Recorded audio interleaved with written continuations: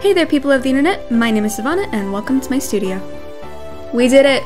We got to 500 plus subscribers and I am now finally ready to showcase my new Pokemon D&D character. I will be drawing Pokemon number 500, Emboar, because I like associating numbers with numbers. Before we move on, I just wanted to remind everyone that I am open for commissions. If you like this style or my more detailed style for your D&D characters, or whatever else you may want, you can contact me via my email which is in the description. Alright, now let's get into the drawing.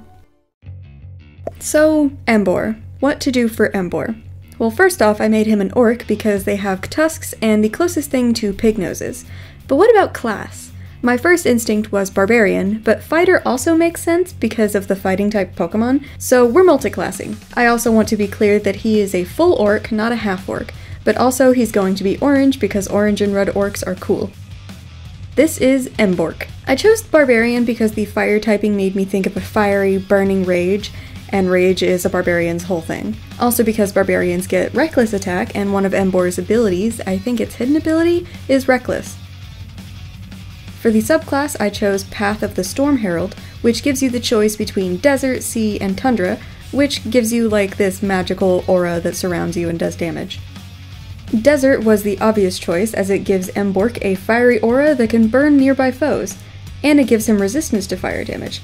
He can also ignite flammable objects by touching them, all of which is just perfect.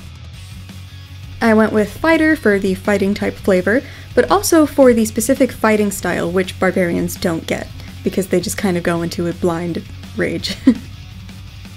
I went with unarmed fighting because I honestly didn't know what kind of weapon to give Emboar. I thought he would just use his fist like a monk, or maybe like fist weapons. The unarmed fighting style gives your unarmed strikes more damage and allows you to do extra damage at the start of your turn to a creature that you have grappled. For the subclass, I chose Brute, which is an unearthed arcana, like archived thing. I get all of my sources from the D&D wiki. It's the best. I will put a link in the description. So the Brute subclass makes your fists, which are weapons in this case, do even more damage as you gain levels, going all the way up to D10 at level 20. But since we're multi-classing, you're not going to be a level 20 fighter. So this guy is all about being up close and dealing a lot of damage. I think this is a super interesting build and I would definitely want to make it and play it one day. Probably not as a pig man, because I like playing girl characters, for obvious reasons. I also had lots of fun turning this skinny boy pose into a thicker, more muscular man. I wanted to give him like the mountain from Game of Thrones vibes, but not that big. I still probably could have made him a little fatter, but oh well, I really like how he turned out. I was trying to mimic Emboar's eyebrows on the orc eyebrows, but it didn't really feel like enough, so I gave him these two little hair tufts. They kind of look like two mohawks. I don't know, they're a little weird, but I think they look cool. And his tail is supposed to be part of the belt.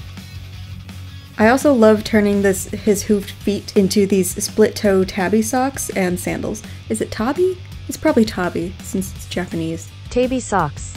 Turning Emboar's flames into the barbarian flame aura was just perfect and easy. And if I ever do play this character, I'm going to ask my DM if I can have like fire punching gloves, which those don't exist in D&D, but I just want his melee attacks to do more fire damage.